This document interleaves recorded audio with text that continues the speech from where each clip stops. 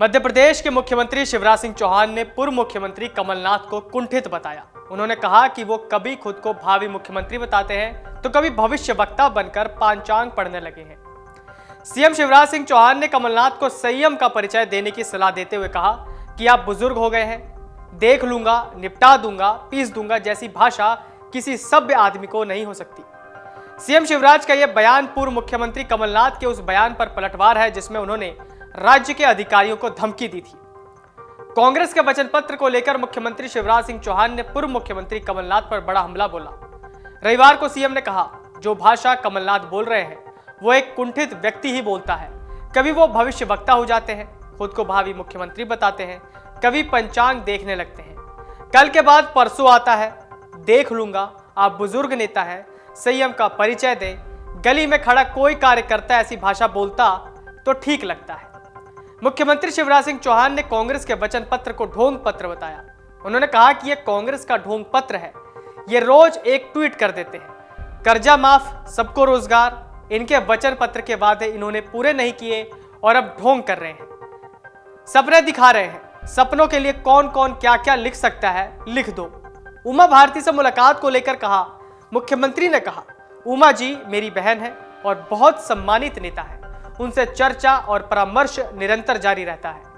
कमलनाथ ने कहा था कि 8 महीने में चुनाव है, अधिकारियों और पुलिस को कह दीजिए कि 8 महीने में हम आपसे हिसाब लेंगे।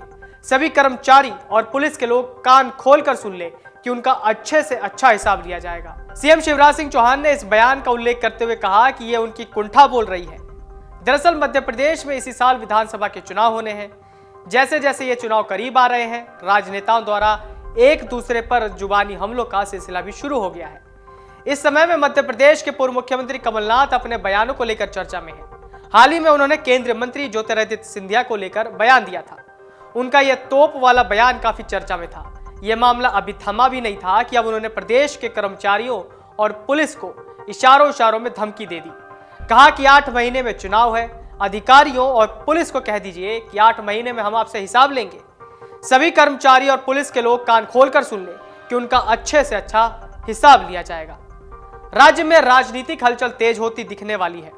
जहां सत्तारूढ़ भाजपा डबल इंजन सरकार की जनहितकारी योजनाओं को उजागर करते हुए सत्ता पर काबिज होने की कोशिश करेगी, वही विपक्षी कांग्रेस एक बार फिर जन भावनाओं को प्रभावित करने की उम्मीद कर रही होगी। इसी बीच कांग्रेस के दिग्गज नेता दिग्विजय सिंह एक बार फिर एमपी की राजनीति में एंट्री करते दिख सकते हैं। भाजपा और कांग्रेस दोनों अपनी रणनीतियों से मध्य प्रदेश की सभी 230 विधानसभा क्षेत्रों में पहुंचकर मतदाताओं को रिझाने के लिए फरवरी में अपना पहला मेगा पावर शो शुरू करेंगे। पूर्व मुख्यमंत्री कमलनाथ के नेतृत्व में मध्य प्रदेश कांग्रेस गणतंत्र दिवस से सभी निर्वाचन क्षेत्रों में अपना हाथ से हाथ मार्च निकालेगी। इसी तरह भाजपा की प्रदेश इकाई 5 फरवरी से अपनी विकास यात्रा शुरू करेगी। 2 बार मुख्यमंत्री रह चुके दिग्विजय सिंह को लेकर मध्य प्रदेश की राजनीति एक बार फिर गर्मा जाएगी। दिग्विजय की राज्य की राजनीति पर मजबूत पकड़ मानी जाती है और वो भी अपने राजनीतिक विरोधियों पर हमला करने का कोई मौका नहीं चूकते। इस महीने के अंत तक कांग्रेस की भारत जोड़ो यात्रा अपने गंतव्य स्थल जम्मू कश्मीर तक पहुंचने के बाद दिग्गी राजा राज्य में वापसी करेंगे, जिसके कांग्रेस अपने अभियान को तेज करेगी। मध्य प्रदेश में चुनाव से पहले भारतीय जनता पार्टी के माथे पर भी चिंता की लकीरें दिखने लगी हैं, क्योंकि जमीनी फीडबैक उसके पक्ष में नहीं आ रहा। यही कारण है कि पार्टी गुजरात फॉर्मूले को राज्य में सख्ती से लागू करने वाली है। इसके चलते 3 बार या उससे ज्यादा बार के विधायकों की उम्मीदवारी तो खतरे में पड़ ही सकती है। साथ में दिग्गज नेता चुनाव न लड़ने का ऐलान कर सकते हैं। राज्य में वर्ष 2018 में हुए विधानसभा चुनाव में भाजपा को 1.5 दशक बाद सत्ता से बाहर होना पड़ा था, मगर इस बार परिस्थितियां पार्टी को पिछले चुनाव से भी ज्यादा चुनौतीपूर्ण नजर आ रही है।